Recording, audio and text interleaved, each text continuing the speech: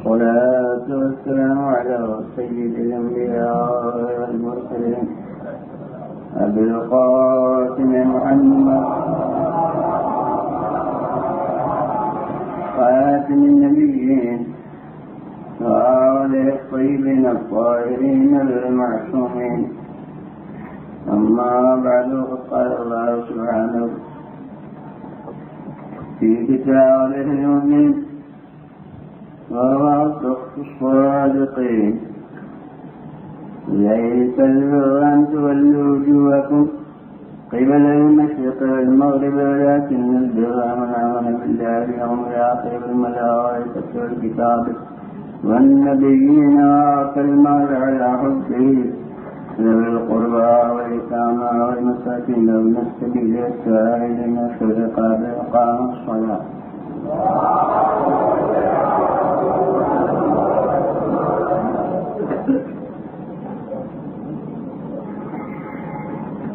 نیک ہونے کا معیار ہی نہیں ہے کہ تم مشرق اور مغرب کی طرف منہ کرتے ہو بلکہ نیک وہ ہے، نیکی کا نمونہ وہ ہے جو ایمان لائے اللہ پر آخرت پر اور فرشتوں پر تمام انبیاء پر قانون الہی پر اور اس سب کے بعد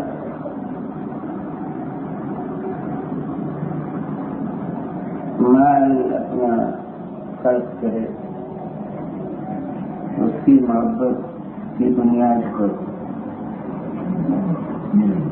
صاحبانہ قرابت پر، یتیموں پر، مسکینوں پر اور پردیسیوں پر، قیدیوں کی بلوغ خلاصی میں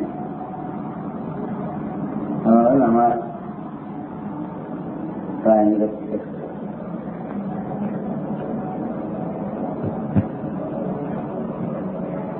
معیار نیکی میں سب سے پہلے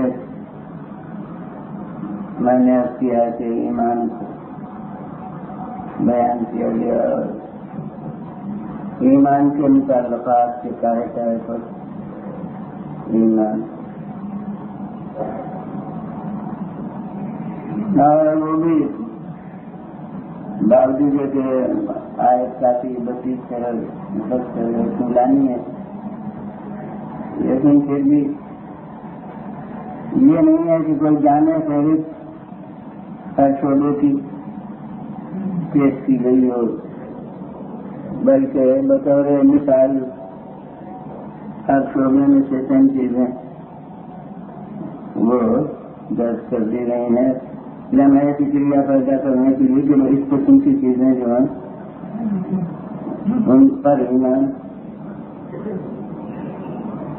اور اب اس کے بعد اب عمل کی منزل شروع ہوتی. تو عمل کی منزل میں جیسے ایمان کو عمل کے شعبے سے مقدم قرار دیا تھا،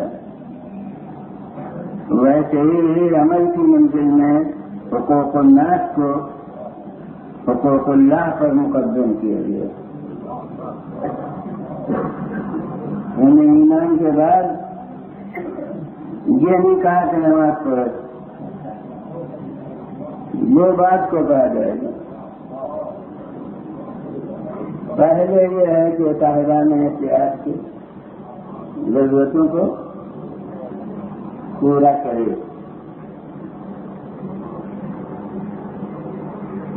اور اس کے بعد یہ دیکھنا ہے کہ نماز کے بعد پھر زکوٰۃ کا نام آئے گا. اقام الصلاۃ سب آتے زکوٰۃ، اور وہ زکوٰۃ بھی تو حق الناس ہے. تو اب زکوٰۃ جب نماز کے بعد کوئی صراحتاً بیان ہو رہی ہے تو اب نماز سے پہلے جو مال کا دینا ہے وہ زکات واجب نہیں ہو سکتی، ورنہ یہ تو ایک ایسا متکلم جس کے لیے یہ امکان ہو کہ وہ ابھی تو صلاۃ کے پہلے کہہ چکا تھا اور اب بھولے تو پھر صلاۃ کے بعد کہہ دیا، تو وہ متکلم ہے کہ جس نے جہاں بھول کا سوال نہیں، تو اب نماز کے بعد جب زکات کو کہنا آئی تو اس کے پہلے یہ جو مال کا دینا ہے اس کی محبت میں چاہے بننا برابر تو یہ اس زکات واجب کے علاوہ کچھ ماننا پڑے گا۔ اگر تو سوچ ہے کہ وہ زکات تو زکات واجب ہے اور یہ وہ انفاق ہے جو مستحبی طور پر یعنی وہ حکم وجوبی ہے، اور یہ یوں ہے کہ تم کل کا خدا کی ہمدردی میں یوں جو مگر کہ میرے لیے قابل غور یہ بات ہو جاتی ہے کہ واجب کے ذکر سے پہلے مستحب کا ذکر،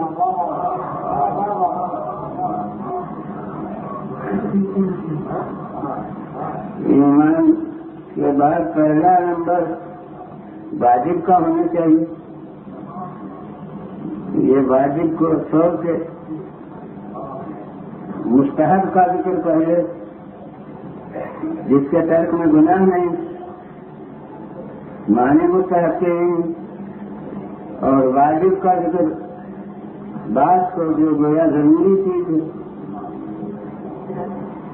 جو لازمی بات ہے، تو یہ میرے دل میں بات کھٹکتی ہے، اور یہ بہت ہی گویا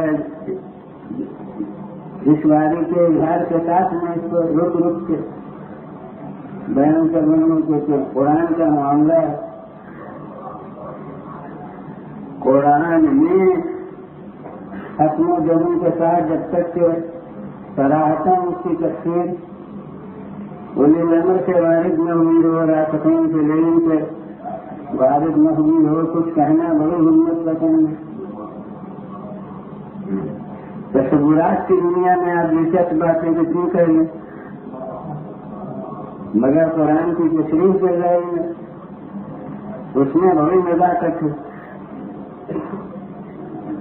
تو اب اس لیے میں بس وہ رخ جو میرے ذہن میں ہیں وہ پیش کر رہا ہوں کہ اگر اس کو خیرات مستحبی مانا جائے تو پھر نماز کے پہلے اس کا تذکرہ کیوں ہے؟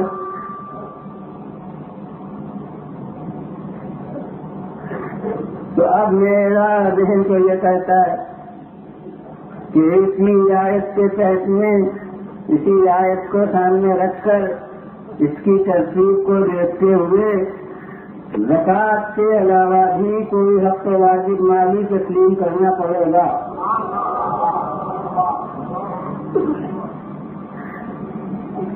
کہ زکات تو نماز کے بعد ہے اور اس حق واجب کا ادا کرنا نماز سے بھی مقدم ہے، اور وہ تمام صورت اسلامیہ کے اتخاذی دنیا میں خمس کے سوا نہیں ہے۔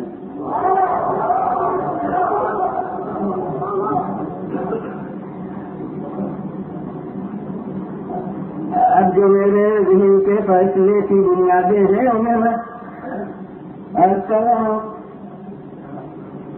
کہ وہ ایسا حق واجب ڈھونڈیے جو زکات کے علاوہ ہو تو وہ خمس کے سوا کچھ نہیں ہے۔ اور ایک لفظ قرآن مجھے اتنی اور سہارا دے رہی ہے، وہ یہ کہ مستحقین زکات کی فہرست صراحتاً قرآن مجید میں ایک جگہ ہے، اس کی بنا پر مستند فقہ میں مستحقین زکات کی 6 صنفیں مانی جاتی ہیں. ان 6 صنفوں میں انما الصدقات جیسے پڑھے گئے انما الصدقات للفقراء والمساكين والعاملين عليها والمؤلفة قلوبهم في رقاب الغارمين وفي سبيل الله وفي سبيل. یہ 6 صنفیں ہیں جو ہر مکتب اسلامی کی فقہ میں مستحقین زکات ہیں، ان کا صراحتاً قرآن میں ذکر ہے. ان 6 میں ذوی القربیٰ نہیں ہے.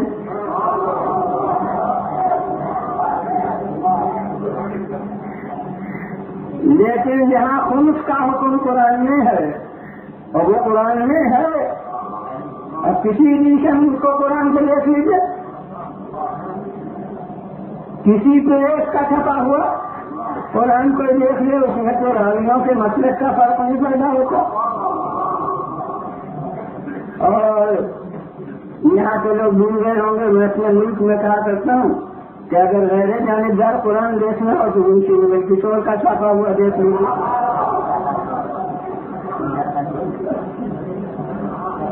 تو وہ جہاں کا بھی قرآن دیکھ لیجیے تو ان میں وما غنمتم من شيء فأن لله خمسه وللرسول ولذي القربى واليتامى والمساكين وابن السبيل.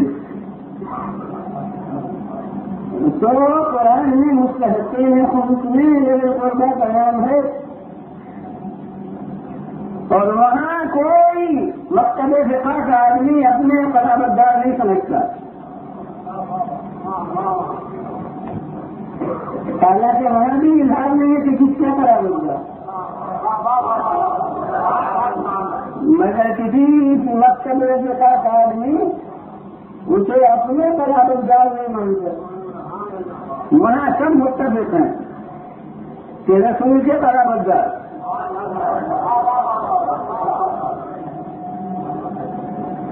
اور حضرت ملت اسلامیہ سے گنجانا شکوا میرا ہے، وہ کیا اس کی ہر کبھی ناقابل انکار ہے کہ زکات کے سلسلے میں ایک حکم ہے کہ زکات غیر شریعت کی وجہ رسول پر حرام، متفق ہے. صدقہ یعنی زکات وہ یہ نہیں آپ تکیے کے نیچے رکھنے کرتے ہیں صدقہ، یہ تو آپ کی زبان کا صدقہ ہے، آپ کے محاورے کا صدقہ ہے.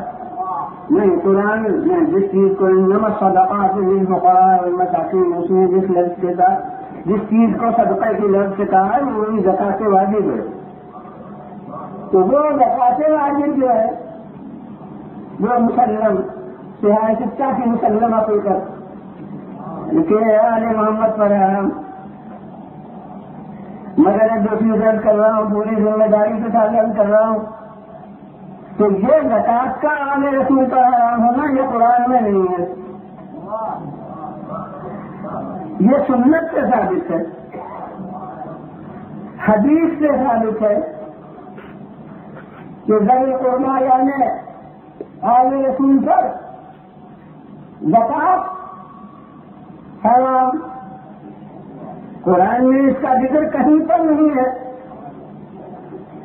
یہ حکم آل رسول سے چلیے سنت سے ثابت، ناقابل انکار، معاذ اللہ میں اس کا منکر نہیں ہوگا. لیکن خمس نے ذوی القربیٰ کہا، یہ قرآن سے ثابت، علماء سے کہا سنت سے ثابت حکم قرآن میں نہیں، اور ثبوت استحقاق خمس میں یہ قرآن سے ثابت، مگر اب یہ معمہ نہیں تو کیا ہے کہ جو حکم قرآن میں نہیں سنت سے ثابت وہ تو بلا تفریح و فرقہ مسلمانوں میں آج تک آئے.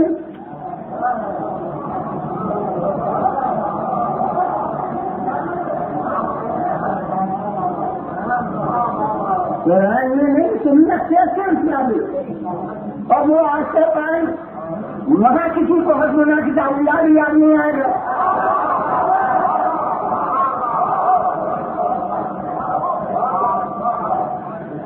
وہ سنت سے جو ثابت حکم ہے وہ آج تک برقرار سے کھا لے اور جو حکم قرآن میں ہے رسول تو وہ بعد رسول مسلمانوں کی اکثریت کے فقہ سے خارج. کتاب الصلاۃ ہر فقہ کی کتاب میں ہوگی. کتاب الزکوٰۃ ہر فقہ کی کتاب میں ہوگی مگر کتاب الخمس وہ اکثریت کے فقہ کی کتابوں میں کہیں نہیں ملے گی کیونکہ اب وہ واجب نہیں سمجھا جاتا.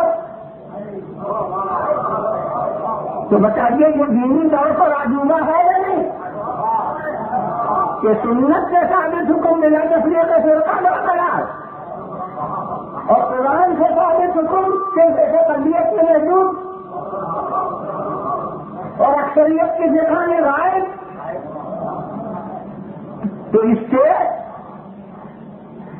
اب کتنا اس نے من کو کوئی دخل دے لیکن فطرتاً یہ چیز ذہن میں آتی ہے کہ ایک طبقہ تھا جسے آل رسول سے محروم کرنے سے دلچسپی تھی وہ دلوانے سے دلچسپی ہے.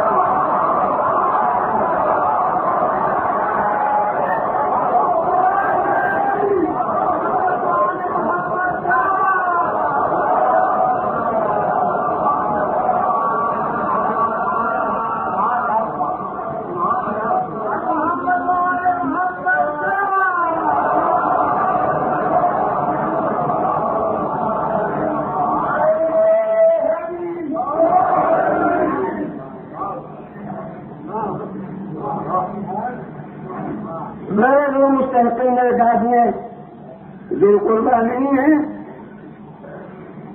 ہم کہتے ہیں خمس میں بنس سے قرآن ہے اور وہ بھی ہمارے قرابت دار نہیں ہیں رسول کے قرابت دار ہیں یعنی یہ ذوی القربا کا استحقاق ختم نہیں کیا جا سکتا تھا. حکم اصلی حکم خمس ختم کیا جا سکتا تھا. اگر خمس ہے تو بہرحال مستحق وہی ہے جو قرآن میں بتائیں مگر یہی کون کہتا ہے کہ خمس آ گئے وہ بس رسول کے زمانے میں تھا. یہ ایک طبقہ خیال کر لگے ہوئے وہاں پر شریعت اسلام ابدی میں رہے وہاں پر احکام اسلام ہی حیاتی ہو جائیں کہ صرف پیغمبر کی زندگی سے مخصوص ہے یہ سب کچھ ہو جائے مگر ذوی القربا محروم ہو جائیں کسی نہ کسی ترتیب سے. تو اب وہ جو میرے ذہن جدھر جا رہا ہے اور ہمت نہیں کرتا تھا صاف کہنے کی تو یہی ہے وہ یہ ہے کہ اس زکوٰۃ میں تو ذوی القربا مستحق ہیں قرآن کے فہرست کے مطابق مگر یہ جو نماز سے پہلے رات المال کہا گیا ہے یہاں یتامہ مساکین ابن سبیل باز کو ہیں اور ذوی القربا پہلے ہیں. اور اب جہاں خمس نہیں ہے وہاں کی فقہ قول میں کیا دیکھوں جہاں پر خمس ہے اس کی فقہ کے لحاظ سے اب میری سمجھ میں آتا ہے کہ یہ نماز سے پہلے اسے بیان کیا گیا. زکوٰۃ نماز کے بعد اور ان الفاظ میں اگر خمس ہے یہ بھی بڑی احتیاطی وجہ ہے.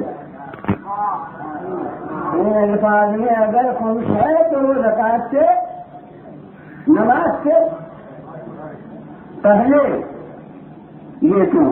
اب بدنصیبی سے چاہے ہمارے بھی بہت سے افراد ایسے ہوں کہ انہیں خمس کی اہمیت کا احساس نہ ہو، لیکن فقہ کا جو مسئلہ ہے اور قرآن کی روح سے یہاں جو مجھے مدد ملتی ہے ترتیب آیات سے، تو میں اس کا راز یہ سمجھتا ہوں کہ اگر مال غیر مخمس سے کپڑے بھی اپنے بنائے ہیں پہننے کے تو لباس غصبی ہے، اور کسی اور کے حق کا غصب نہیں ہے، وہ بھی آج محمد کے حق کا غصب کرنا ہے، تو اس لباس میں شرط نماز ہے۔ جب لباس غصبے میں نماز ہوئی تو نماز کہاں ہوگی؟ اگر مکان بنایا مال غیر محمد میں سے، اس کے معنی ہے کہ اس مال میں بھی حقوق آل محمد کا جز شریک ہے، تو غصبی مکان میں نماز کیوں کر ہوگی؟ تو شرائط صلاۃ ادائے خمس پر موقوف ہے۔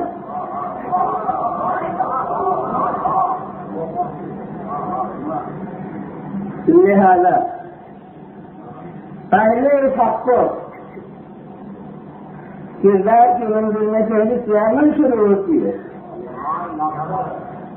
تو پہلے اس حق کی ادائیگی، اس کے بعد نماز، اس کے بعد پھر وہ زکوٰۃ، وہ بنظر اہمیت جو جگہ صلاۃ کے بعد ہے۔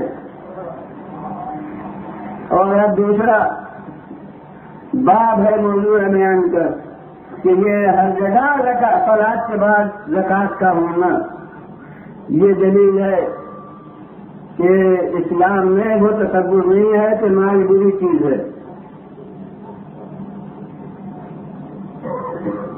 مذاہب ہے بعض ایسے کہ ان میں پہلے تو سانپ بچھو کہا گیا ہے، جیسے سانپ بچھو کو ہاتھ لگایا اور اس میں ڈس لیا، اسی طرح سے بس پیسہ ہے کہ ہاتھ لگایا اور اس میں آدمی کی عاقبت برباد کی۔ تو اب اسی میں مجھے معلوم ہے بہت بڑی دنیا کے حصے پر جو مذہب چھایا ہوا ہے، مجھے معلوم ہے کہ وہاں اسی لیے تجارت کرنا گیا ممنوع، قصد معاش کرنا گیا معیار دین کے خلاف، اور اس لیے بھیک مانگنا عبادت۔ مجھے وہاں کی اطلاع بھی معلوم ہے کہ وہ بڑا اونچا کرتا ہے جو بھکشو ہے۔ بھکشو کے معنی یہ ہے کہ وہ اپنے ذرائع سے کوئی پیسہ نہیں حاصل کرتا، صرف مانگ کے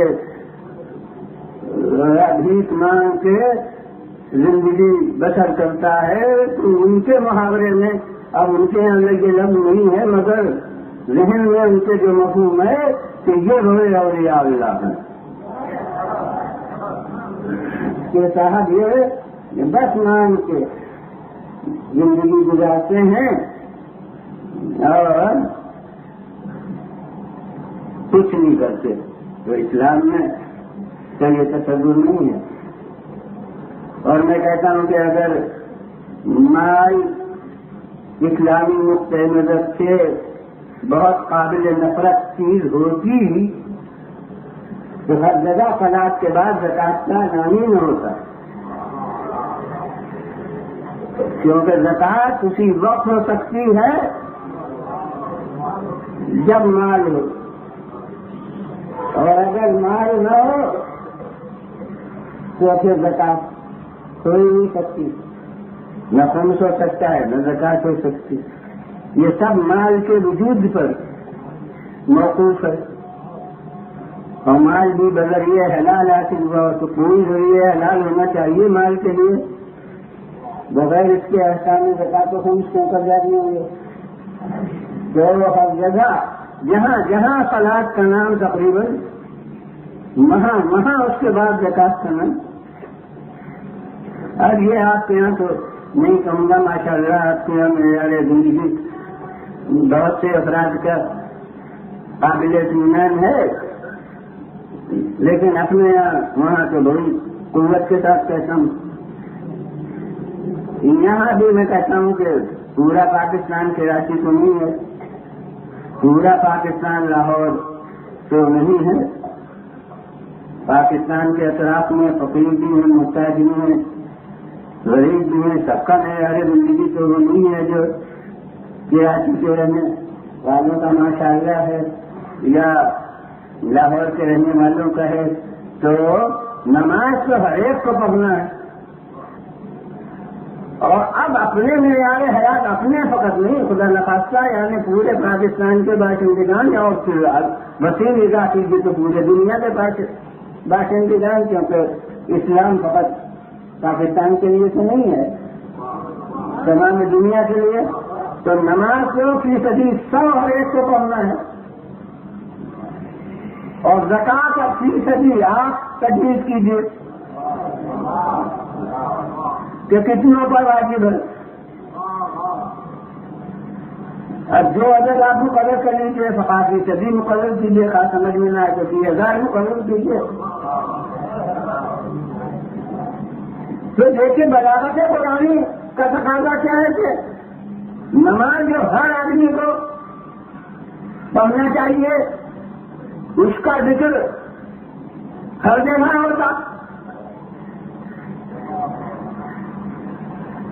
اور زکوٰۃ جو خال آدمیوں کو لینا ہے اس کا جو ایک جگہ ذکر ہو جاتا،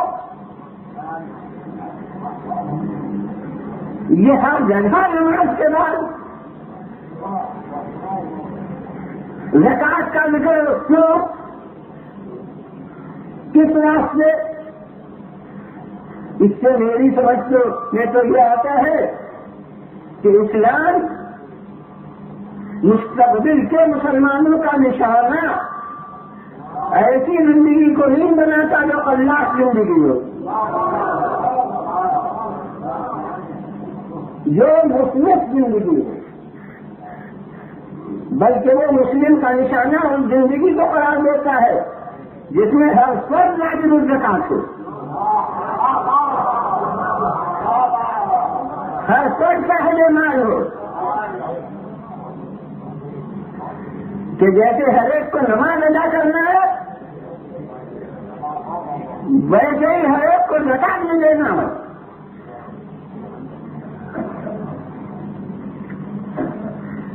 اور جناب میرے استدلال میں بظاہر سے کوئی کمزوری نہیں، مگر آج کل جو لوگ فلسفہ احکام کا بذہن خود بیان کرتے ہیں تو وہ ایک تصور یہ پیدا کرتے ہیں کہ زکوٰۃ وغیرہ کا حکم تو اسی لیے ہے کہ کسی کے پاس مال نہ رہے،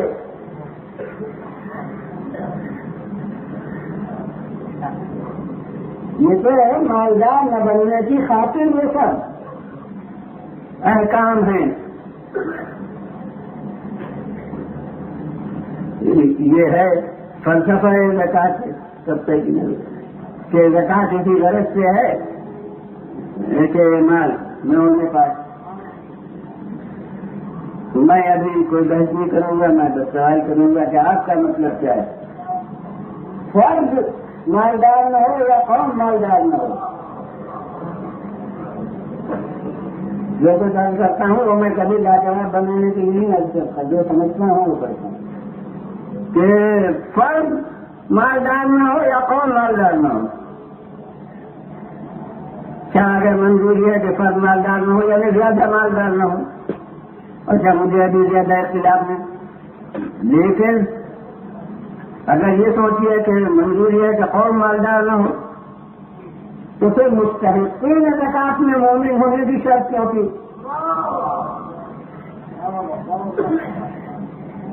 جس طرح زکوٰۃ کا ادا کرنا واجب ہر مسلمان پر، اسی طرح زکوٰۃ ہر ایک کو نہیں دی جا سکتی۔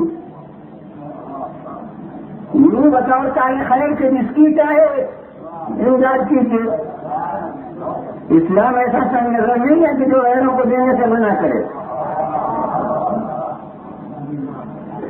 انسانی ہمدردی کے طور پر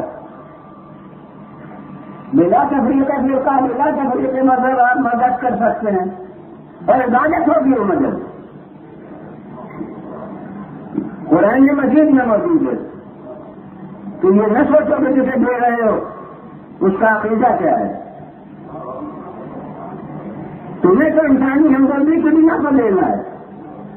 تمہیں اجر کچھ اس سے تھوڑے لینا ہے. تم کو اجر اس سے لینا ہے جس کی مخلوق کو تم نے دیا. تو جب وہ اپنے رزق کے دروازے کو کافر کو بند نہیں کرتا تو تمہیں کیا حق ہے کہ کفر کی بنا پر امداد سے ہاتھ کھینچے. یہ ہے قرآن کے وسیع نظری کے احکام جو تمام دنیا کے سامنے پیش کرنے کے لیے. یہ ہے قرآن مجید میں سلسلہ رعایت کا بھی. تو جانے والا وہ یوں مدد کیجیے مگر زکوٰۃ جو بطور عبادت خاص نیت سے ادا کی جاتی ہے اس کے مستحقین میں ایمان کی شرط ہے. تو اب اگر منظور یہ ہوتا کہ قوم سے پیسہ نکل جائے تو مستحقین زکوٰۃ کی ایمان کی شرط کیوں رکھی جاتی ہے؟ اس شرط کے رکھنے کے معنی یہ ہے کہ اپنے پاس سے جائے تو اپنے ہی پاس جائے. اب اس شرط کے بعد جو میں فلسفہ زکوٰۃ پیش کر سکتا ہوں وہ یہ ہے کہ جیسے جس میں انسانی کا خون ہے کہ جس پر بقائے حیات موقوف ہے اگر یہ کسی حصے جسم میں منجمد ہوتے رہ گیا تو نظام حیات برقرار نہیں رہ سکتا. نتیجے میں وہ جز بھی فنا ہوگا اور وہ کوئی بھی فنا ہو جائے گا. اور اگر کوئی منفذ ایسا پیدا ہو گیا یہ خون رچ کر باہر نکلنے لگا تو پھر بھی فنا یقینی ہے. نہیں یہ خون اسی جسم میں رہے مگر پورے جسم میں گردش کرتا ہے. اس وقت تک نکالنے حیات برقرار ہے.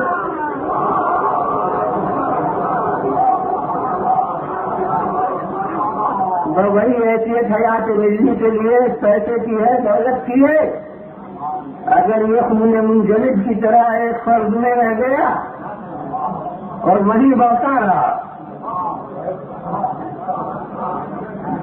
تو پھر مزاج قومی کے لیے فنا ہے اور وہ فنا جو ہوگی اس سے یہ فرض نہیں محسوس نہیں رہے گی. اور اگر ایسی صورت ہوئی کہ یہ خون نکل کے تجارتوں کے ذریعے باہر بھی جانے لگا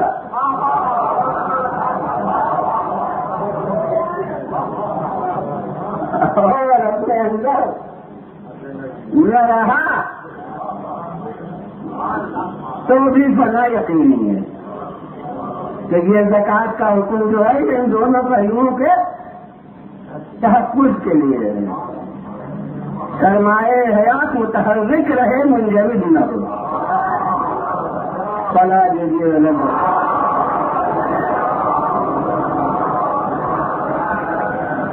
پھر میں نے آواز کا بولا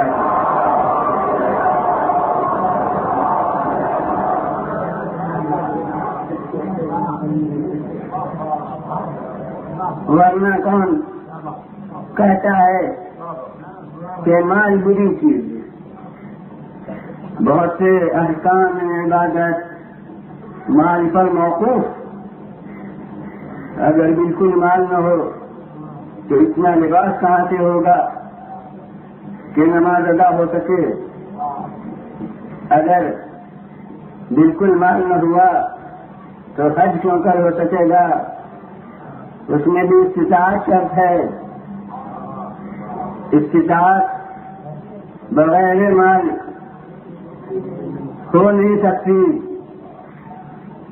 لہذا یہ تصور غلط کہ مال حاصل کرنا ہو، اور جب مال حاصل کرنا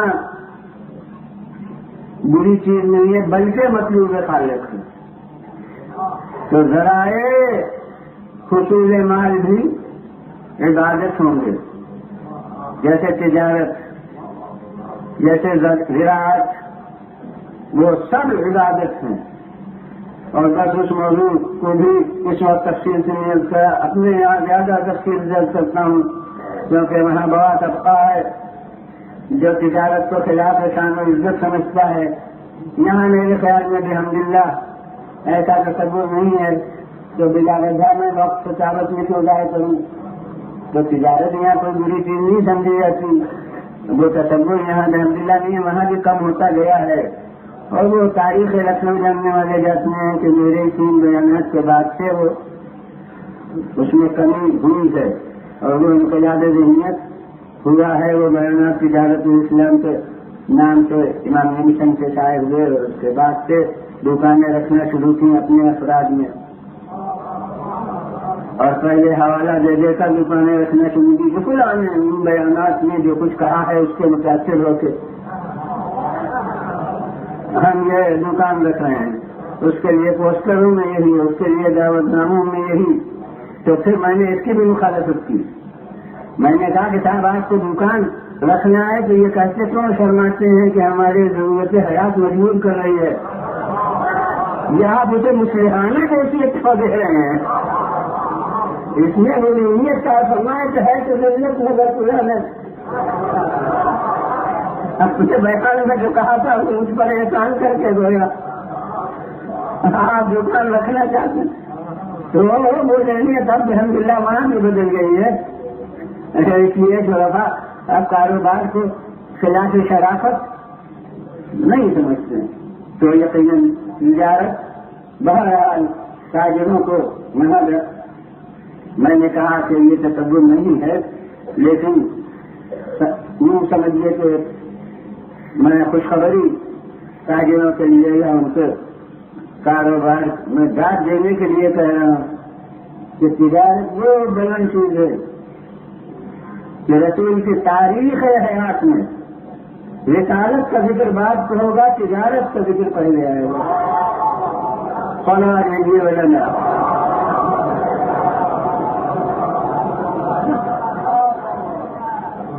اور میں نے کہا کہ تاریخ حیات میں تاریخ اس نبوت کو کیا جانے سے کون سے نبیًا آدم و بین الماء والطین، وہ تو ہمارے آپ کے جاننے اور سمجھنے کی چیز ہے، لیکن تاریخ جہاں سے شروع کرے گی حالات کو، تو وہاں تجارت پہلے آئے گی، رسالت بعد کو آئے گی۔ سب ایک لفظ کا کہ آگے بڑھوں تاجروں کے ہمیشہ کے لیے فخر کے لیے کافی ہے۔ میں کہتا ہوں اس کے معنی یہ ہے کہ اللہ نے خاتم الانبیاء بنایا ہے تاجر کو،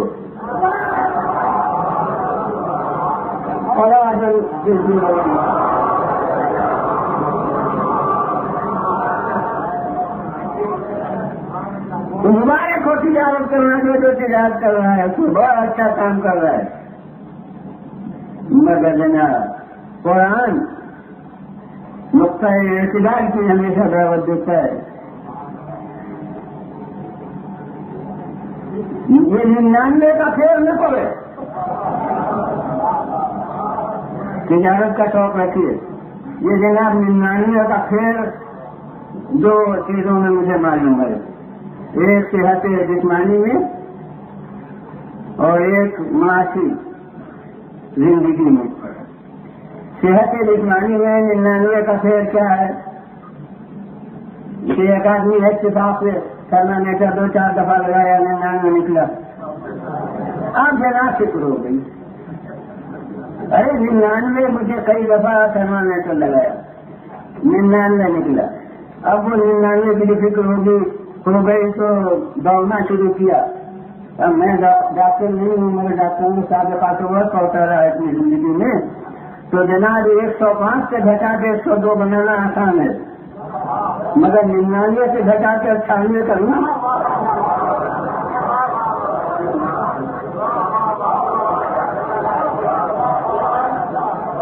اور خصوصاً 99 ضرور بتاؤ، اور بڑی مشکل ہے۔ ڈاکٹر بدل رہے ہیں 99 کسی اور ضرور دیکھا تو 99 اب مصیبت ہو گئی، اب 99 کی جو فکر ہو گئی تو وہ کچھ دن میں 100 ہو گیا، کچھ دن میں 101 رہنے لگا، اور اگر 99 سے پہلے یہ قسم کر دے کہ بھائی اتفاق سے ہو گیا ہوگا، اس کی طرف اتنی توجہ نہ کرتے تو شاید وہ 99 سے کبھی رخصت ہو جاتا، لیکن اگر 99 کے پھر میں ہو گئے تو مصیبت ہو گئی، تو وہاں 99 کا پھر ہی سوچتے ہوتا ہے، یہاں 99 کا پھر ہوتا ہے یوں کہ بینک بیلنس 99 ہے تو ایک اور ہو تو 100 ہو جائے۔ اب یہ سلسلہ چلا 199 ہو ہے، ایک اور ہو جائے تو 200 ہو جائے، اب 299 ایک اور ہو جائے 300 ہو جائے، یہ چلا۔ اب جہاں تک اکائیوں کی کمی تھی وہاں تک تو ایک کی ذکر رہی، اور جہاں سے ماشاءاللہ دہائیاں ان کی تعداد شروع ہوئی تو اب مثلا 990 ہے تو 10 اور ہو جائیں تو 1000 ہو جائے، 290 ہے تو 10 اور ہو جائے تو 3000 ہو جائے۔ اب دہائیوں کا حساب آ گیا، اب ماشاءاللہ نوبت سینکڑوں تک پہنچی، جب سینکڑوں تک پہنچی تو جناب 900 ہو چکے ہیں، 100 اور ہو جائے تو 1000 پورا ہو جائے، اب 1000 چلتے گئے تو اب وقت آ گیا ماشاءاللہ، اور پاکستان میں بہت مثالیں الحمدللہ کی ہوگی کہ جناب ہو گئے 90,000 تو اب 10,000 اور ہوں تو 1,00,000 ہو جائے، غرض یہ 99 کا پھر یہ جو شروع ہوا تو وہ کہیں پہنچتا نہیں،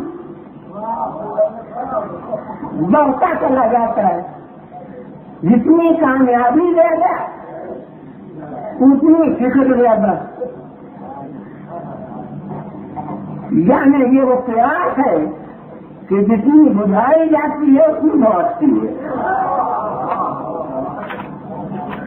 تو اب اس کی وجہ سے کہا ہے خیر رک جاتے ہیں بھائی 99 کا پھر ماشاءاللہ تجارت آپ کی ایسی دکان میں چلے مگر قرضے کی اہمیت وہ ہے وہ بہت بڑی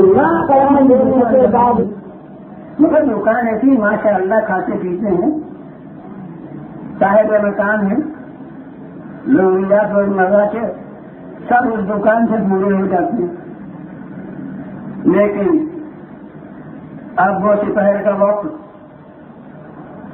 خاص رونق بازار کا ہوتا ہے تو نماز جماعت میں جانے کی فرصت نہیں، اس لیے کہ کاروبار کرنے ہیں تو ان کی وجہ وہ خاص بازار کا ہوتا ہے، اس لیے میں مسجد میں سو کر آ سکتا ہوں، جماعت میں کیوں کر شریک ہو سکتا ہوں، اور میں یاد اونچا ہوا تو مثلاً اللہ داری جو ہمارے نزدیک جو ہے آپ کی دینی ہے. اب کہا کہ مجلس میں جانے کی فرصت نہیں ہوتی کیونکہ دکانداری میں خلل پڑتا ہے. اب مثلا پورا عشرہ گزر گیا, سفر کر لیا, کہا کہ بڑے ضروری سفر تھا اس لیے کہ کاروبار کو بڑا نقصان پہنچتا, اگر یہ سفر نہ کرتا تو نتیجہ یہ ہوگا کہ کسی مجلس میں نہ شریک ہو سکے, جہاں دل جاتا تھا وہاں بھی نہ شریک ہو سکے کیونکہ کاروبار. اب یہ جو کہہ رہے نقصان ہوتا ہے نقصان ہوتا ہے, اس نقصان کے معنی یہ نہیں ہے کہ جیب سے کچھ چلا جاتا ہے, نہیں, جو ملتا وہ نہ ملے گا.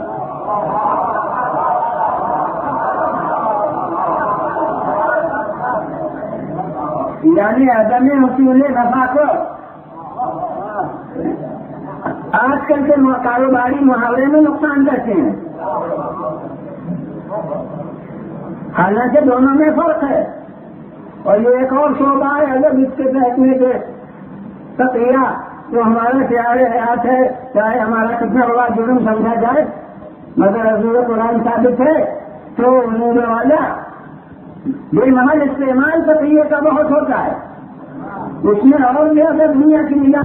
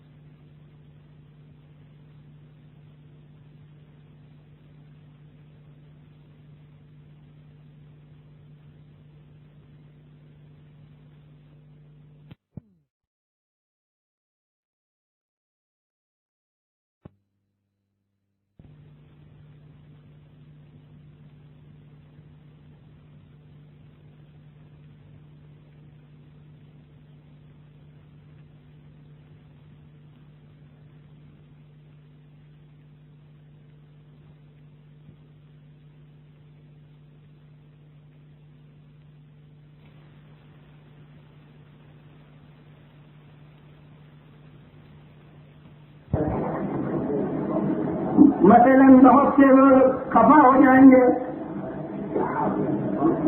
تو جناب میں نے تقریہ کیا تھا تو اس کے لیے بس یہ تقریہ تو بیان نہیں ہو رہا ہے, ایک جملہ کہہ کے آگے بڑھوں کہ تقریہ دفع ضرر کے لیے ہے, جلد نفع کے لیے نہیں ہے.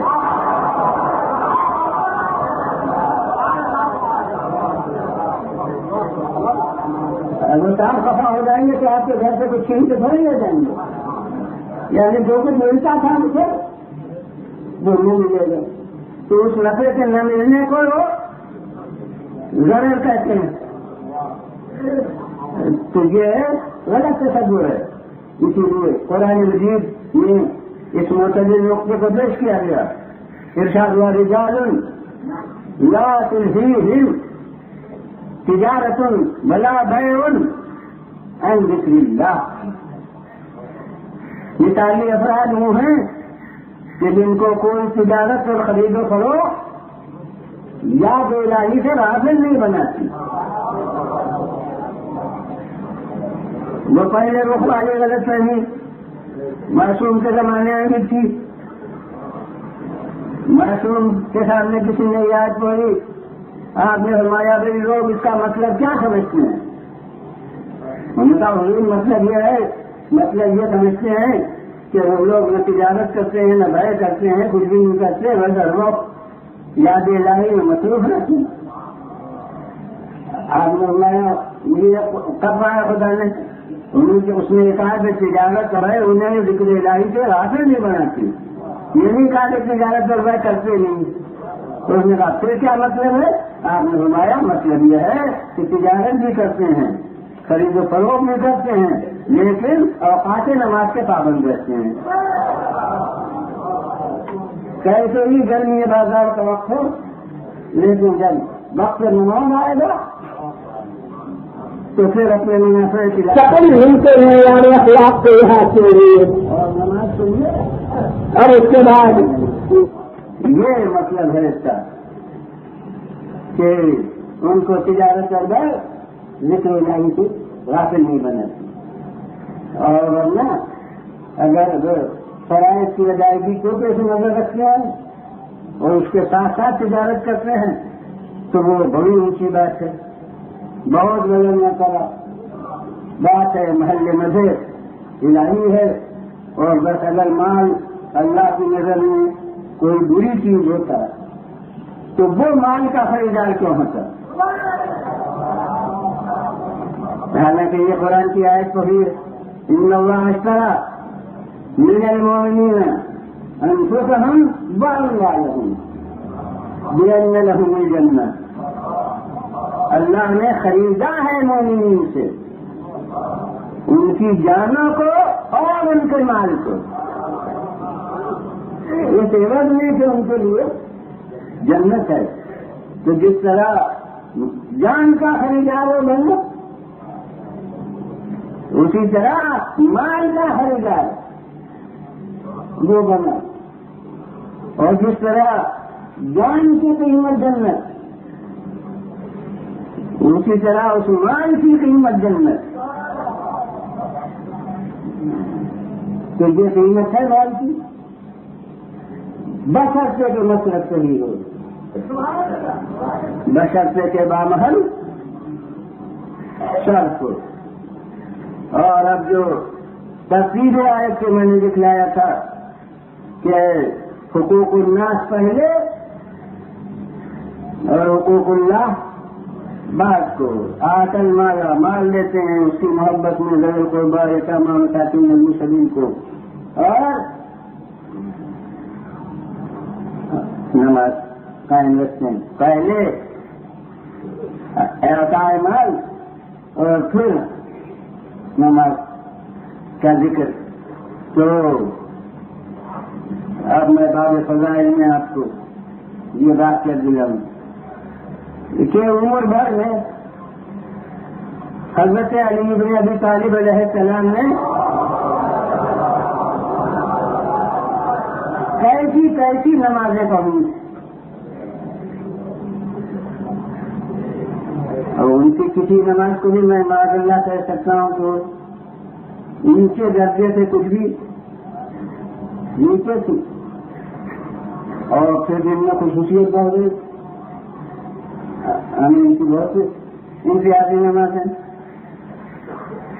پیر پیر سے نکال لیا گیا جسے حکیم سنائی ہوئی مزید کے پیر پاؤں سے نکال لیا گیا، خود پیر پیر سے نکال لیا گیا، خبر نہیں اتنی بڑی نماز، ایسی نماز کتنی میں تیرا کر گر رہے ہیں، مسلح بچھا ہوا ہے، نماز ہو رہی ہے۔ ابن عباس ایسے بڑے مرتبہ عالم، اور وہ چونکہ عزیز بھی کے وجہ سے محبتانہ غصے سے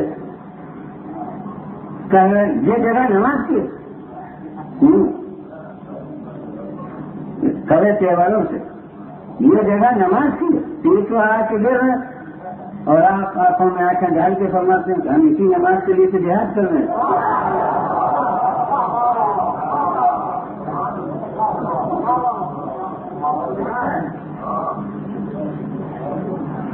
میں کہتا ہوں کہ کربلا بھی بہت دور ہے،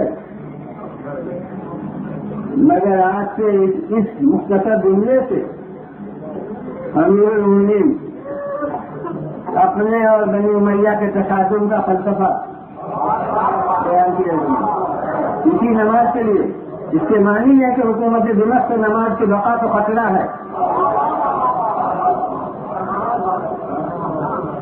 شہر سے کوئی ارمانی سے نہیں، تو یہ نماز اور کیسی نمازیں ایسی کتنی جو ہمیں وہ نماز جو ابو دردہ نے دیکھی تھی کہ سجدہ خالق میں ہے اور جسم مثل چوبے خشک ہے، بے حص و حرکت ہیں، اور یقین ہو گیا کہ دنیا کے رحلت فرمائی اور خانہ سید عالم پر ہوتے ہوئے آئے اور کہا کہ علی نے بیچارے اسلام دنیا سے رخصت ہو گئے، اور سید عالم نے دریافت کرا دیکھا کیا یہ بتاؤ، یہ دنیا سے رخصت ہو گئی تو تمہاری رائے ہے، کیفیت بتاؤ کہ مشاہدہ کیا کیا؟ تو انہوں نے کہا کہ بس سجدے میں جو گئے ہیں تو جسم جسے لکڑی کے سخت ہو گیا ہے اور بالکل بے حس و حرکت ہے. تو سید عالم نے فرمایا کہ وہ علی کی اکثر محراب عبادت ہے. یہ حالت ہو جاتی ہے. تو ایسی نمازی ہے، اب کسی کو شک ہو سکتا ہے، لیکن میں کہتا ہوں کہ عالم ظاہر میں ایسی نمازیں، مگر کسی اور نماز کو مجھے نہیں معلوم ہوا کہ تاج انما آیا ہو.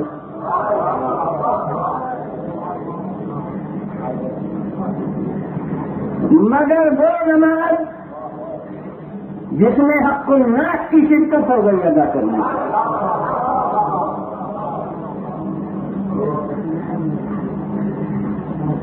تو اس کی قرآن نے مدح کر دی اور معمولی مزہ نہیں کی، وہی جسے ہم تاج انما کہتے ہیں.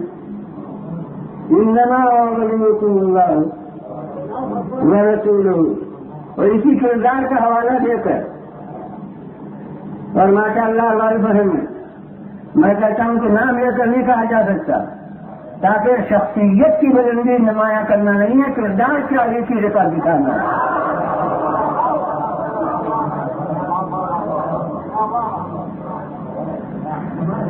انما ولیکم اللہ ورسولہ، ہمارا ولی اللہ ہے اور اس کا رسول ہے، اللہ ہے اور اس کا رسول.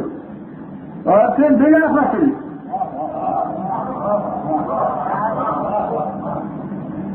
الذین یقیمون الصلاۃ ویؤتون الزکاۃ وهم راکعون،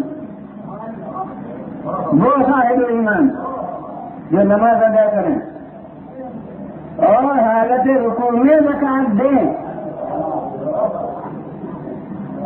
یعنی وہ اکیلا رکوع نماز کا تو ہمیشہ ہوا کیا، مگر جب علی نے عبادت کو دعا کشا بنا دیا،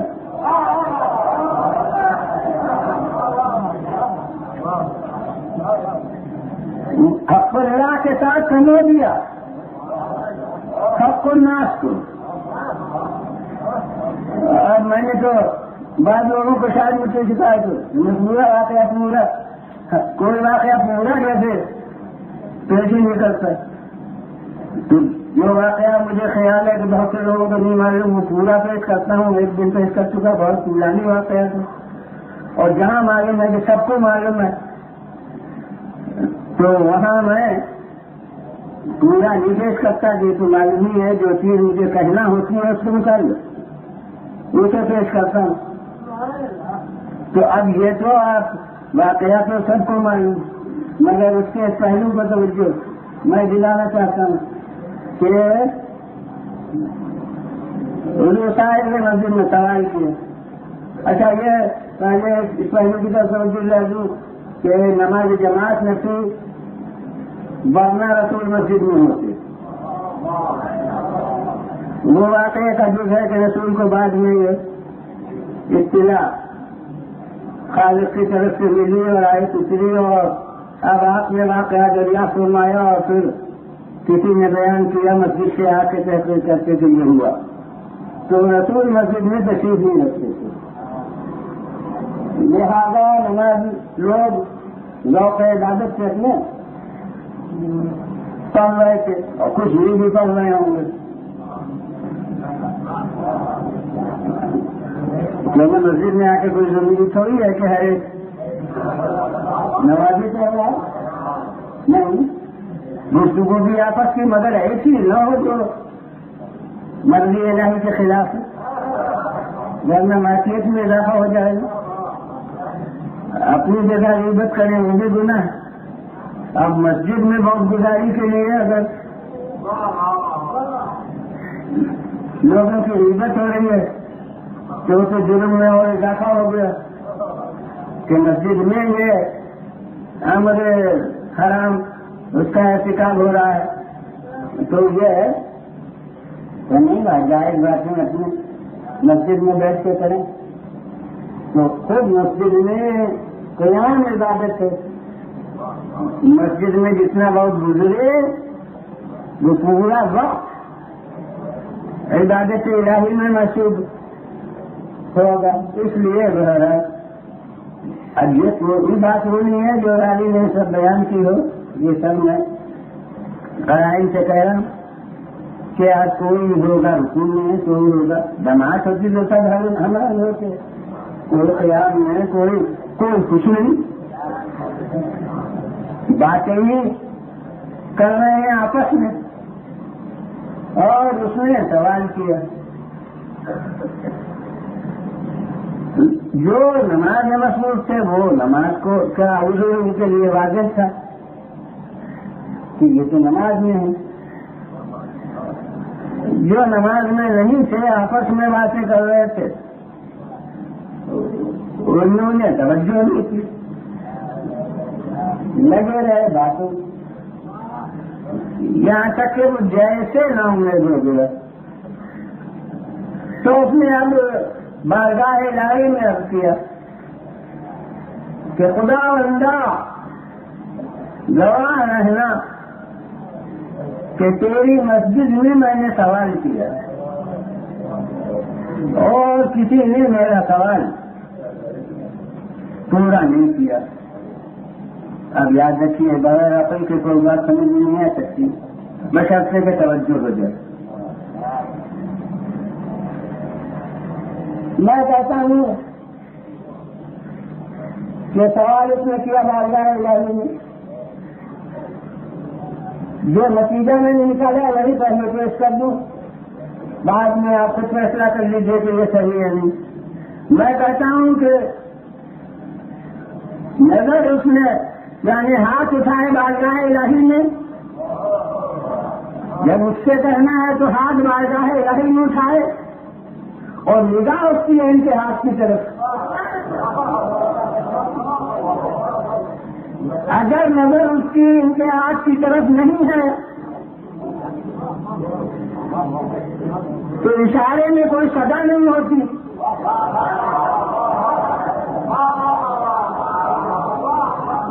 اور پھر انگلی کا خفی اشارہ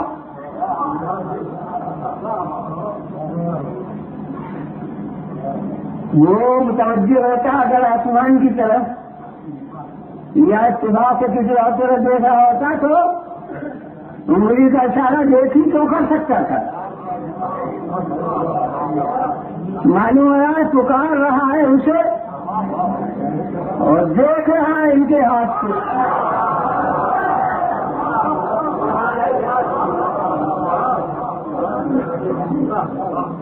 اب ماننا پڑے گا کہ اس کے ذہن میں یہ ہے کہ جب خدا سے مانوں گا تو سنیں گے ضرور.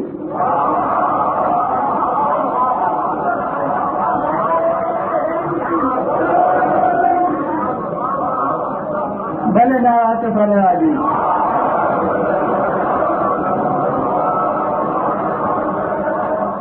پھر بلدا آواز بولا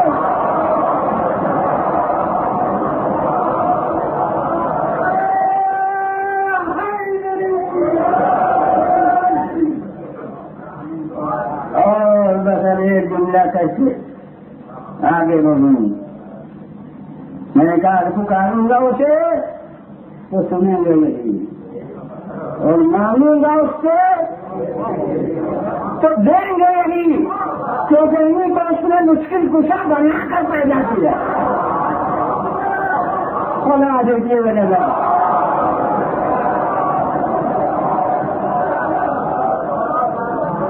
پھر میں نے آواز کا پودا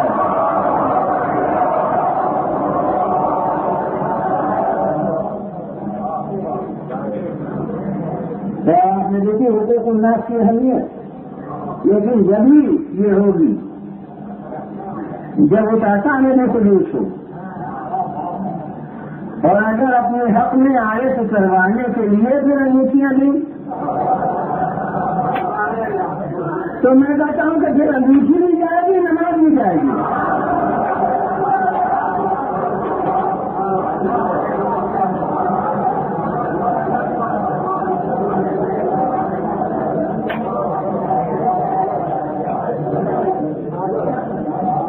اس لیے اس عمل کی تکلیف قیامت تک نہیں ہو سکتی، کیسے جو کرے گا اس کو تمنا ہوگی آئے تو کروانے کی. ارے آئے نبی پر نہیں ہو بھائی کا دروازہ بند ہو گیا ہو تو یہی گویا گاؤں کا مقابلہ وہ گزر ہوگا تو قیامت ہی ہے. اگر علی کے مقابلے سے تصور سے یہ ہوا تو پھر شاید کبھی کی سب عبادتیں بھی ختم ہو جائیں. پھر فلاح نہیں ہے.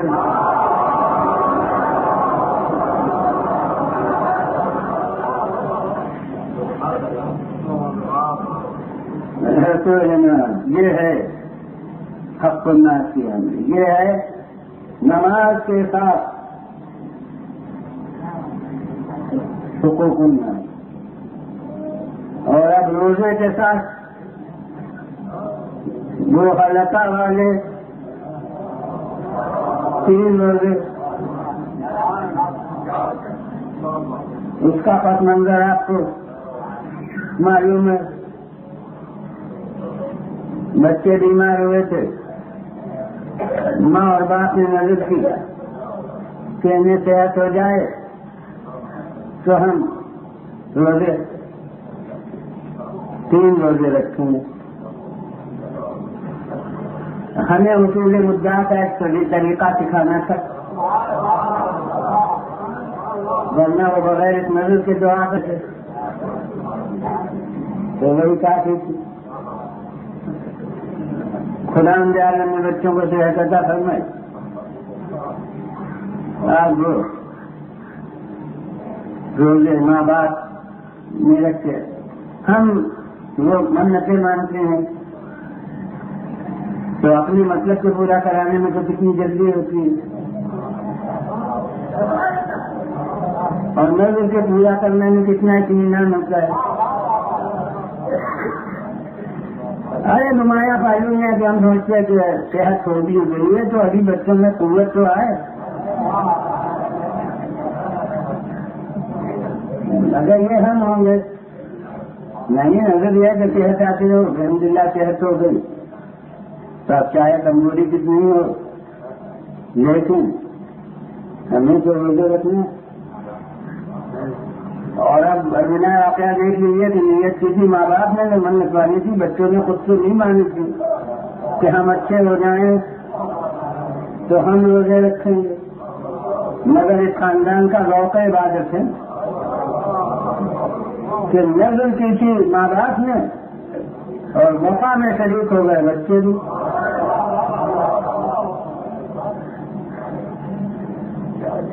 اور یہ کہتے کہ تم تو کمزور ہو، کیونکہ یہ آل رسول ہیں، کار خیر میں رکاوٹ پیدا کرنا ان کا کام نہیں.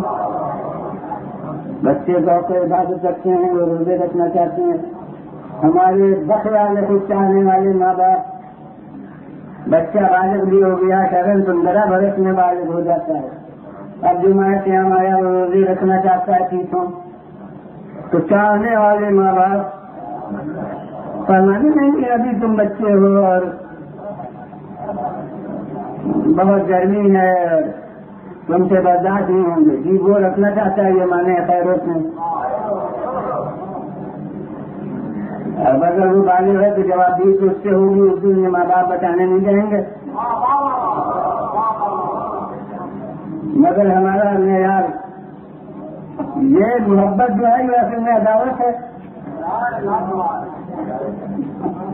یعنی گرمی سے بچانے کی خاطر ان کو آپ عذاب جہنم کا مستحق بنانا چاہتے ہیں تو کتنی بڑی عداوت ہے. تو کمزور بچے ہیں، ابھی ابھی بیماری سے اٹھے ہیں، مگر یہ بھی ماں باپ کے ساتھ شریک عمل اور یہ گھر میں رہنے سے ذوق عبادت ہے کہ گھر کی خادمہ بھی جس کو دنیا اپنی زبان میں کنیز کہتی ہے، ہمارے نزدیک دنیا کے ملکاؤں کی وہ عزت نہیں ہے جو اس کنیز کی عزت ہے. وہ بھی روزوں کے بعد شریف سے میں سارے سال میں پیچھے تو رہوں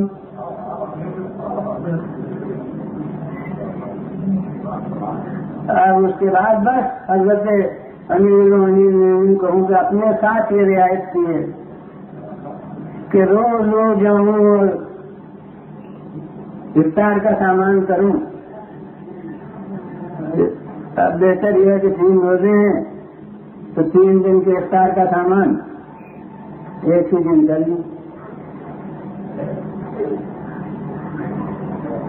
لہذا وہ 3 دن کے لیے سوپ آئے اور وہ اس کے بعد 3 دن کے لیے اناج جتنا افطار کے لیے 5 آدمیوں کو ہو سکتا ہے کافی، وہ اس کی اجرت میں آیا اور روزے رکھنا شروع ہوئے. اور وہ پورا مرقع کردار کا ہے جو قرآن مجید نے پیش کر دیا ہے. اور اس میں اصل کردار جس میں ہے وہ یوفون بالنذر ویخافون یوما کان شرہ مستطیرا ویطعمون الطعام علی حبہ مسکینا ویتیما واسیرا انما نطعمکم لوجہ اللہ لا نريد منکم جزاء ولا شکورا. یہ جماعت ہے جو نظر پوری کرتی ہے، خوف آخرت رکھتی ہے، بڑے پہلو مطلب اب وفائے نظر تو نہیں ہوں. اور یہ کردار فاضل ہے.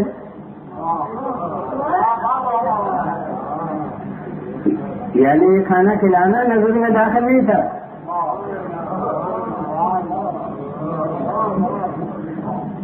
اور یہ عربی کے یہ ایک حرف ہے واو، اس کے ہونے نہ ہونے سے مفہوم میں کتنا انقلاب ہو جاتا ہے. اس دن بنظر محبت ایک ممتاز خطیب نے آپ کے یہ میرے حوالے سے یہ واو کو افادیت کو پیش کیا تھا. تو جیسے وہاں رسول اللہ نے یہ فرمایا کہ الثقلین عزتی و اہل بیتی، یعنی عزتی اہل بیتی نہیں کہا بلکہ عزتی اہل بیتی. تو وہاں واؤ کے نہ ہونے سے میں نے نتیجہ نکالا تھا جو اس دن آپ کے سامنے پیش ہو چکا ہے اس نمبر کا. اور یہاں واؤ کے ہونے سے میں نتیجہ نکال رہا ہوں. یوفون بالنذر، اس کے بعد ویطعمون الطعام. اگر یہ طعام کا دینا بھی وفائے نظر نہیں ہوتا تو یہ واؤ نہ آتا. اگر میں نظر پوری کرتے ہیں اس کا بیان یہ ہے کہ کھانا کھلاتے ہیں. یہ واؤ بھی بیچ میں نہ آتا کیونکہ یہ نظر سے خارج چیز تھی. اس لیے خالق نے واؤ بیچ میں لا کر اسے پیش کیا کہ نظر پوری کرتے ہیں تو نظر تو ہو جاتی فقط روزوں سے، مگر مزید یہ کہ ویطعمون الطعام، اور وہ کھانا بھی کھلاتے ہیں. اور اب وہی جملہ جو میرے سرنامہ کلام آیت کا جو تھا ليس البر أن تولوا وجوهكم قبل المشرق والمغرب ولكن البر من آمن بالله واليوم الآخر والملائكة والكتاب والنبيين وآتى المال على حبه. مال کا ہے اس کی محبت میں وہی یطعمون الطعام على حبه، اور وہ کھانا کھلاتے ہیں اس کی محبت کی بنیاد پر. مسکینا و یتیما و اسیرا، مسکین کو اور یتیم کو اور اسیر کو. شاعروں کی زبان میں اور شاعری کا نثر میں بھی ہوتی ہے. معنی بیان کی صنعت میں کوئی شعر سے مقصود نہیں ہے کہ صنعت ہے لفظ و نثر مرتب.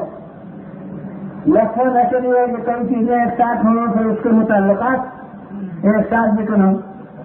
تو اب وہ کبھی تقریب کے ساتھ نہیں ہوتے تو وہ لطف و نشر غیر مرتب ہے، اور کبھی اس کی ترتیب سے ہوتی ہے تو وہ لطف و نشر مرتب ہوتا ہے۔ ارے جناب وہ منظر کو دکھا رہے ہیں تو آپ کہہ رہے ہیں کہ گرج بادل اور بجلی اور گرج ہے اور چمک۔ اب بادل اور بجلی دو چیزیں ایک ساتھ اس طرح ذکر ہوئی کہ پہلے بادل اور پھر بجلی، اور گرج متعلق بادل سے اور چمک متعلق بجلی سے۔ تو جس ترتیب سے وہ لفظ تھی اسی ترتیب سے بات کی دو لفظ۔ یہ تو ایک ہی کلام میں لطف و نشر، وہ پہلا جو سمیٹ کر کہا وہ لطف ہے، اور یہ دوسرا جو الگ الگ کر کے ہر ایک کے متعلق کو بیان کیا یہ نشر ہے۔ تو لطف و نشر دونوں ایک ہی کلام میں ہوتے ہیں، مگر میرے سامنے قرآن میں نظیریں ہیں اس کی، جس کو میں کہتا ہوں کہ لفظ ہے کتاب ناطق کے عمل میں اور نشر ہے کتاب سائنس کی آیت میں۔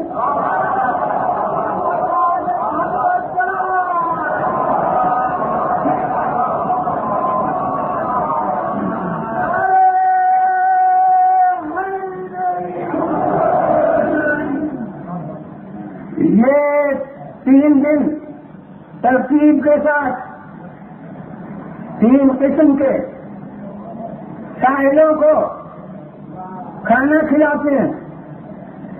قرآن مجید اسی ترتیب سے اس کا ذکر کرتا ہے کہ یطعمون الطعام علی حبہ مسکینا ویتیما واسیرا، اس کی محبت میں کھانا کھلاتے ہیں۔ اب معاذ اللہ میں نہیں کہتا کہ تنزیل قرآن ان کے عمل کی معاذ اللہ تابع ہے، لیکن تفصیل آیت سے تصور یہی ہو رہا ہے جیسے خالق نے کھانا سکھا کر دیا تو اس میں کہا پہنے لگتا ہے ہم، اور اس کے بعد پہلے دن دیا مسکین کو تو فرشتے سے کہا گیا کہ مسکین، اور پھر میرے قدرت خاموش ہو گئے، اور دوسرے دن جب دیا یتیم کو تو قرآن کی دوسری لفظ ہو گئی اور یتیمن، اور جب انہوں نے تیسرے دن دیا اسیرن کو، یعنی جیسے ان کا خیال 3 دن میں مکمل ہوا، ویسے آیت کے الفاظ 3 نقشوں میں مکمل ہوئے۔ تو مجھے تو معلوم ہے آپ سنا کرتے ہیں کہ وہ 2 سوال کرنے والے فرشتے تھے، آگے نا وہ کون فرشتے، لیکن جو قرآن نے کہا ہے میں تو وہی کہوں گا۔ پہلے دن مسکین کو دیا، دوسرے دن یتیم کو دیا، تیسرے دن اسیر کو دیا۔ یہاں میں اتفاق دکھا سکتا ہوں، اللہ حبہ کے 2 معنی ہے، ایک تو اللہ کی محبت وہ تو خیریت کا ہے، لیکن اللہ حبہ کے ایک تفسیر یہ ہے کہ اس کام کی محبت کے باوجود جانے خواہش رکھنے کے باوجود، تو پہلے دن جتنی بھوک تھی اتنی خواہش کام تھی، اس دن مسکین ہے تو اس دن ہمدردی اور مسکین کا امتحان تھا۔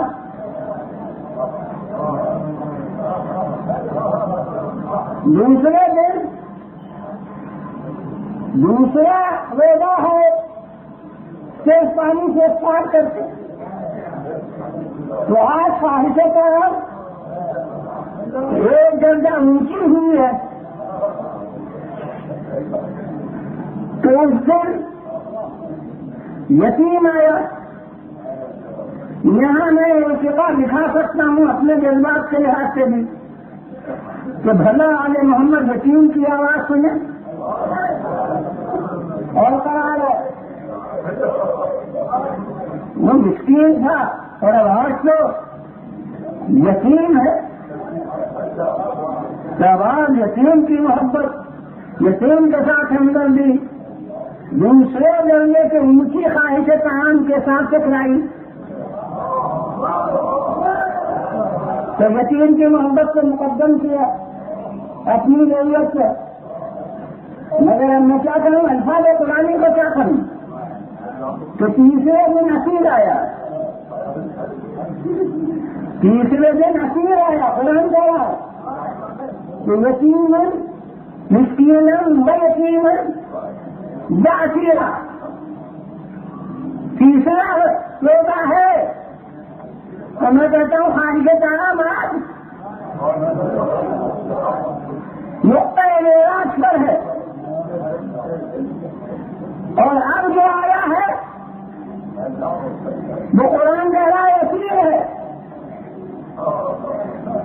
اور میں کہتا ہوں چاہے وہ لوگ فرشتہ ہو مگر بلندی کردار یہاں منحصر ہے کہ ان پر سے جو قرضہ نہیں ہٹایا گیا ہے کہ یہ فرشتے ہیں، انہوں نے تو مسکین کو مسکین سمجھ ہی کر دیا ہے، انہوں نے تو یتیم کو یتیم سمجھ ہی کر دیا ہے، انہوں نے تو اسیر اسیر سمجھ کر دیا ہے۔ قرآن بھی اس کی تعریف نہیں کرے گا کہ انہوں نے فرشتوں کو دیا، یہ اسی کردار کا مقدمہ پیش کرتا ہے کہ مسکین کو دیتے ہیں باوجود ملک ہونے کے یتیم کو دیتے ہیں اور اسیر کو دیتے ہیں، تو اب وہ اسیر کی لنگ کا تقاضا ہے کہ آپ نظر انداز نہیں کر سکتے۔ میں کہتا ہوں یاد رکھیے کہ اسیر ہر قیدی کو نہیں کہتے،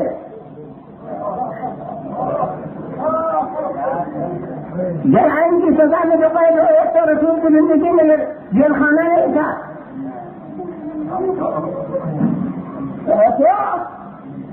اسیر ہر قیدی کو نہیں کہتے، ہم کہتے ہیں اسے محبوس کہتے ہیں،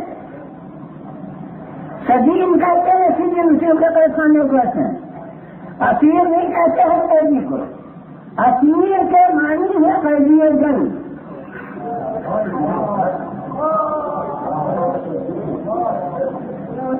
شکست کھا کے جو قائد ہوتے تھے ان کو اسیر کہتے ہیں، اور یاد رکھیے کہ رسول کی حیات میں قیدی اور جنگ کوئی مسلمان نہیں ہوتا تھا،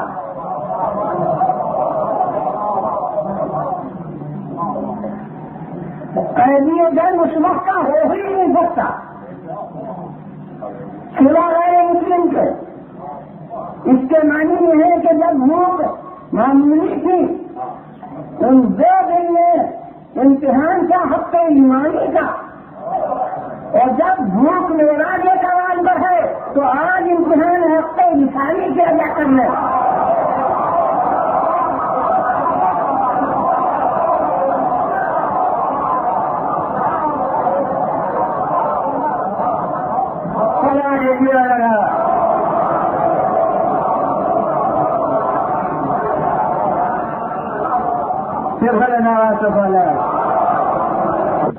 متقاضی کے سلسلہ جاری رہے، لیکن اب میں کہتا ہوں کہ یہ حل عطا والے 3 دن اور وہ کربلا والے بھی 3 دن،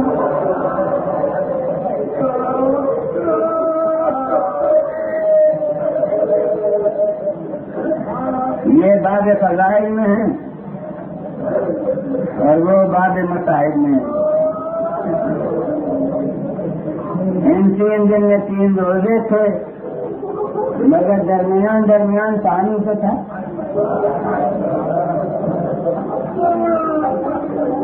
کیونکہ شریعت اسلام میں صوم وصال حرام ہے، 3 دن کا روزہ نہیں رکھا جا سکتا۔ اب ممکن ہی ہو پانی کو اور بات ہے، وہ روزہ نیت کے ساتھ ختم ہوگا، اس لیے کہ ہمارے نزدیک اب یہ فقہ کے جلد کا اشارہ ہے کہ ہمارے نزدیک روزے کے اختتام کے لیے کچھ کھانے کی ضرورت نہیں ہے، وہ تو دن کے ختم ہونے سے روزہ ختم ہو جاتا ہے، مکانات تو ہیں کہ کچھ کھایا یا نہیں کھایا، مگر یہاں پانی موجود ہے، لہذا درمیان جب تک کہ روزے کا وقت نہ آئے، جب چاہتے جب پیاس لگتی تو پانی پینے انہیں کوئی رکاوٹ نہ تھی، لیکن کربلا کے 3 دن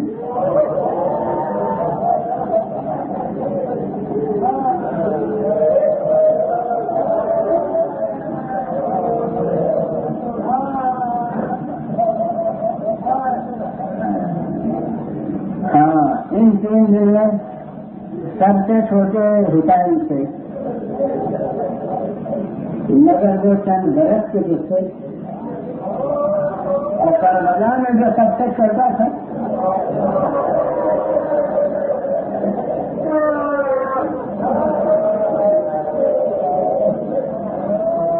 وہ آپ کو معلوم ہے کہ وہ اس کی عمر کے حساب میں برس آتا ہی نہیں،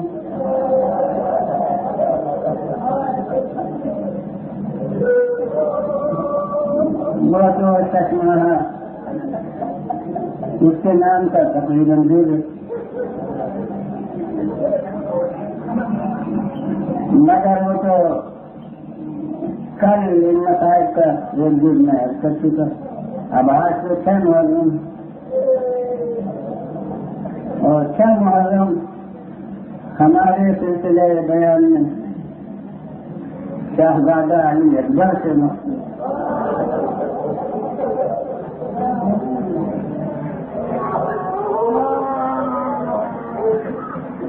بحیثیت شدت عظمت علی اکبر، جناب علی اکبر، میں کہا کرتا ہوں کہ کربلا کا شہید اکبر ہے،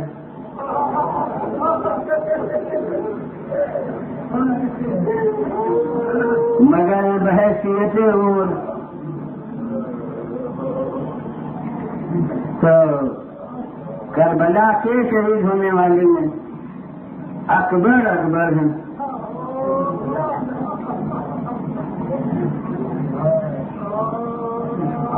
اور اسی لیے علی اکبر کہلاتے ہیں، ورنہ امام زین العابدین بھی علی ہیں،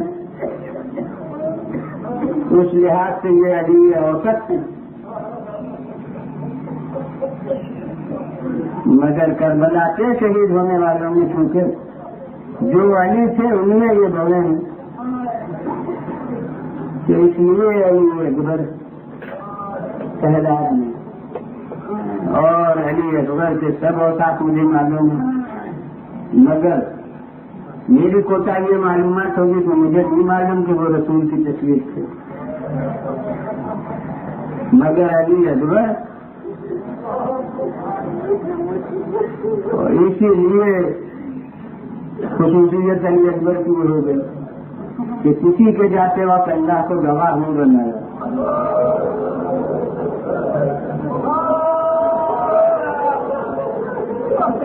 مگر جب علی اکبر جا رہے تھے تو ہاتھ اٹھا دیے بارگاہ الہی میں،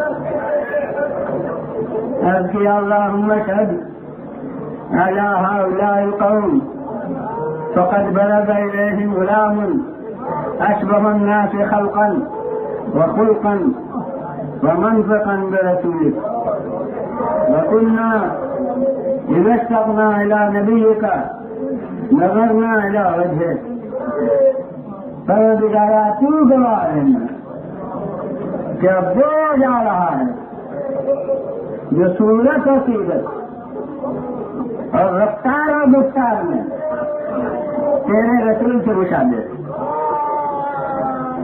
اور پروردگارا جب ہم مشتاق جا رہے تیرے رسول کے ہوتے تھے تو اپنے علی اکبر کو دیکھ لیتے تھے۔ میں کہتا ہوں کہ حسین کے جملے اس کے قبل کے حسین کی پوری زندگی کا ترجمان ہے، آپ اندازہ کیجئے ان جملوں کے معنی۔ میں کہتا ہوں اس کے معنی یہ ہے کہ علی اکبر کے پیدا ہونے کے بعد سے جب بھی حسین نے دیکھا تو بچے کی طرف دیکھنے کی نیت سے نہیں دیکھا، عبادت کی نیت سے دیکھا.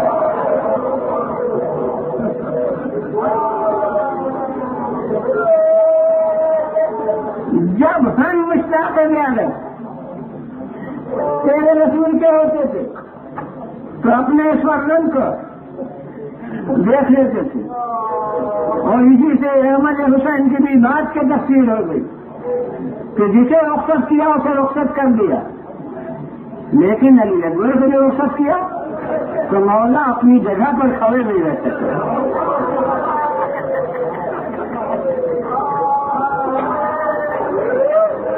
بلکہ جو دور تک علی اکبر کے گھوڑے کے پیچھے پیچھے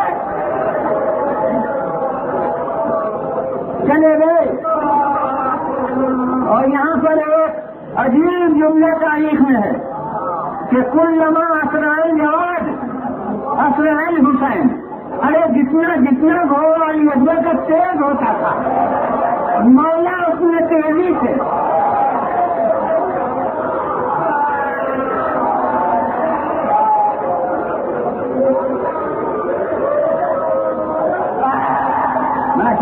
دیتا ہوں ناجات حسین کی روشنی میں میں فیصلہ نہیں کر سکتا کہ یہ بیٹے کی محبت ہے یا رسول اللہ کی زیارت کا شوق ہے یا رسول اللہ کی تعلیم و تقریم ہے، احترام ہے سبھی ہے رسول کا.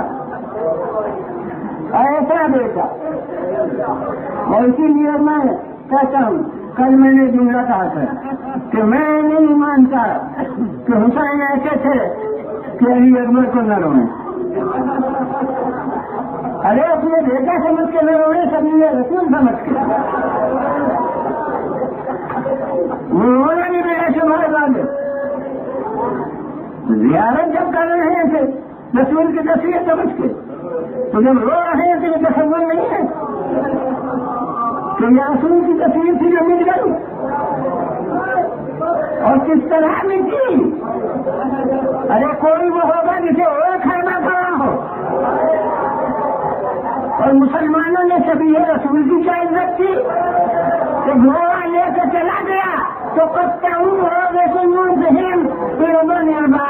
ارے اپنی تلواروں سے ٹکڑے ٹکڑے کر ڈالو.